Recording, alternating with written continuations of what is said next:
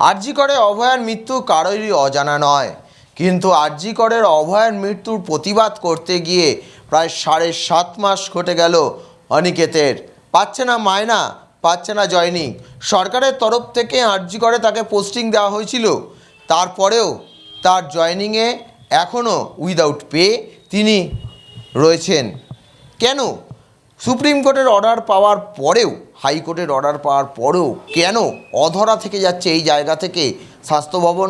তাই আর স্বাস্থ্য ভবনের সামনে অনিকেত এবং জুনিয়র ডাক্তার অ্যাসোসিয়েশনের পক্ষ থেকে আজ বিক্ষোভ।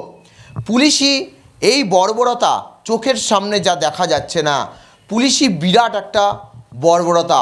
সরকার খানিকটা চোখে আঙুল চাপা দিয়ে রাখার মতন অনিকেতদের আন্দোলনের প্রতিবাদ করবার অপরাধে তাদেরকে কিন্তু এই মুহূর্তে আরজি করে জয়নিং দিচ্ছে না।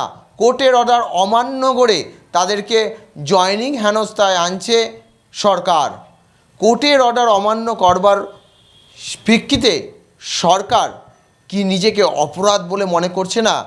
কীভাবে ধস্তাধস্তি ঘটেছে স্বাস্থ্য ভবনের সামনে তার চিত্র আমরা যেমন তুলে ধরছি, এবং তার পাশাপাশি অভয় আন্দোলন করবার প্রতিবাদ করবার জন্যই অনিকেত এবং দেবাশিসদের এই অত্যাচারের মুখে পড়তে হচ্ছে, সেই নিয়েই তুলে ধরলাম আমরা।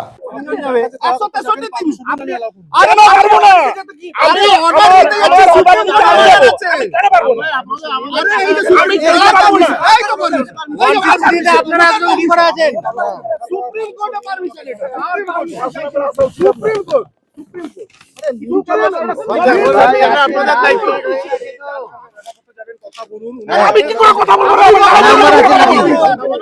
আপনি কথা বলুন, আপনি কথা বলুন, আপনি তো বাধা দিচ্ছেন, আপনি করুন, আপনি কথা বলেন না রে বাবা, যারা দিচ্ছেন তারা কথা বলুন। আমরা তিনজন দেখা করতে যাব, শুনুন 24 তারিখ আজকে এই আবার দেখলাম মিছিল, এবং আমরা দেখতে পাচ্ছি 14 দিন কেটে গেল। কি এরপরে পরবর্তী পদক্ষেপ কি হবে? দেখুন, পরবর্তী পদক্ষেপ তো সরকারের ঠিক করার কথা। সুপ্রিম কোর্ট থেকে বিচারপতি রায় দিয়েছেন যে এই যে বেআইনি ভাবে, ইললিগাল ভাবে মেধাভিত্তিক কাউন্সিলিং কে উপেক্ষা করে জুনিয়র ডাক্তারদের পোস্টিং পরিবর্তন করা হয়েছিল সেটাকে খারিজ করা হয়েছে, এবং অনিকেত মাহাতোকে আরজি করে 2 সপ্তাহের মধ্যে পোস্টিং দিতে বলা হয়েছিল। আজকে 2 সপ্তাহ শেষ হলো, স্বাস্থ্য ভবনের কোনো হেলদোল নেই। অথচ কি দেখা যাচ্ছে, আজকে আমরা কোনো মিছিল করিনি, কোনো জমায়েত করিনি, আমরা প্রতিনিধি দল, আমরা ওয়েস্ট বেঙ্গল জুনিয়র ডক্টর ফ্রন্টের পক্ষ থেকে 10-15 জনের একটা প্রতিনিধি দল দেখা করতে এসেছি। তার জন্য দেখুন এখানে ব্যারিকেড দিয়ে, হেলমেট দিয়ে পুলিশ দাঁড়িয়ে রয়েছে। তার মানে অর্ডার তারা দিতে পারছে না, তারা কোর্টের রায় মানতে পারে না। এরা নাকি আইন আদালত দেখাচ্ছে, এরা নাকি আইন মানে। তাহলে রাজ্য সরকারের এত সাহস কোথা থেকে আসছে, এটা আমাদের প্রশ্ন। দ্বিতীয় প্রশ্ন, এত প্রতিহিংসা কেন? অভয়ার ন্যায় বিচার, অভয়া আমাদের সহকর্মী, আমাদের বোন, তার খুন এবং ধর্ষণ হয়েছিল সরকারি হাসপাতালের ভেতরে। তার প্রতিবাদে পথে নেমেছিলাম বলে আমাদের উপর এত আক্রোশ। অনিকেত 7.5 মাস কেটেছে, একজন রেসিডেন্ট ডক্টর, সে এমডি পাস করেছে সসম্মানে, সে তার মেধার ভিত্তিতে আরজি করে পোস্টিং পেয়েছে, তাকে 7.5 মাস বেতনবিহীন করে জয়েন করতে দেওয়া হচ্ছে না। এই প্রতিহিংসা কিসের জন্য? অভয়ের ন্যায় বিচার তাহলে তার মানে কাদের পক্ষে দাঁড়াচ্ছে? রাজ্য সরকার, স্বাস্থ্য ভবন, পুলিশ প্রশাসন, তাহলে কি অভয়ের ধর্ষকদের পক্ষে দাঁড়াচ্ছে? এই প্রশ্নগুলো করার জন্যই আজকে আমরা এসেছি, এবং দেখা যাক পুলিশ মহোদয়রা কি বলেন এরপর।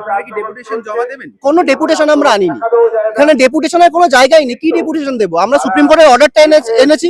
হতে পারে যে তারা এতটাই অন্ধ, সুপ্রিম কোর্টের হয়তো রায়টা তারা দেখেননি, তো ফলত সেই রায়টা তাদের হাতে পৌঁছে দেওয়া, যে দেখুন বড় বড় করে আজকে 2 সপ্তাহ শেষ হচ্ছে, সেইটুকুই বলার জন্য এবং প্রশ্নগুলো করার জন্য আমরা যাচ্ছি, কোনো ডেপুটেশন দেওয়ার জন্য নয়।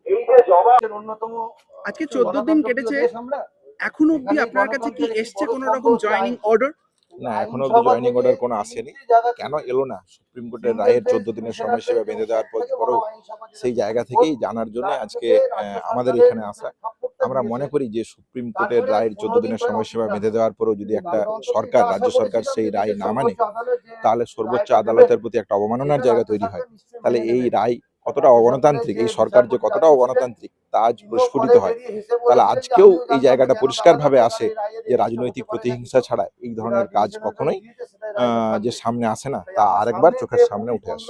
সেক্ষেত্রে আপনারা কি আজকে দেখা করবেন আধিকারিকদের সাথে? আমরা অবশ্যই পুলিশের যারা আছে তাদেরকে অনুরোধ রাখবো আমাদেরকে দেখা করতে যাওয়ার জন্য, যদি তারা যেতে দেয় তাহলে স্বাভাবিকভাবে আমরা যাব এবং এই প্রশ্নের উত্তর জানার চেষ্টা করব। আপনারা কি কোনো রকম ডেপুটেশন জমা দিচ্ছেন বা কোনো আর রকম তো মানে কাগজপত্র কিছু দেওয়ার প্রশ্ন নেই। সুপ্রিম কোর্টের যে রায়, সেই রায়কে তারা মানুক, সেই রায় মেনে আমার পোস্টিং দেব, সেটাই আমরা চাই। ডাক্তারবাবু, যদি এরা আজকে কোনো সদুত্তর না দেয় সেই ক্ষেত্রে কি পদক্ষেপের কথা ভাবছেন? সেই ক্ষেত্রে আন্দোলনের রাস্তা পরিষ্কারভাবে খোলা আছে। আমরা তীব্র থেকে তীব্রতর আন্দোলনের যে রাস্তা, সেই পথ আমরা বেছে নেব।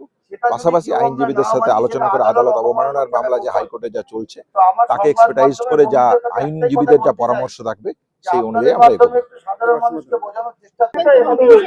আজকে মূলত যেটা দাবি সেটা হচ্ছে যে 11 ডিসেম্বর সুপ্রিম কোর্টে যে রায় দেয় আমার পোস্টিং আর্জি করে দিতে হবে এবং 14 দিনের সময়সীমা বেঁধে দেয়। আজ সেই 14 দিন অতিবাহিত হয়ে যাচ্ছে, অথচ আমরা দেখতে পেলাম যে স্বাস্থ্য ভবনের দিক থেকে সুপ্রিম কোর্টের যে রায়, সেই রায়কে অমান্য করা হচ্ছে।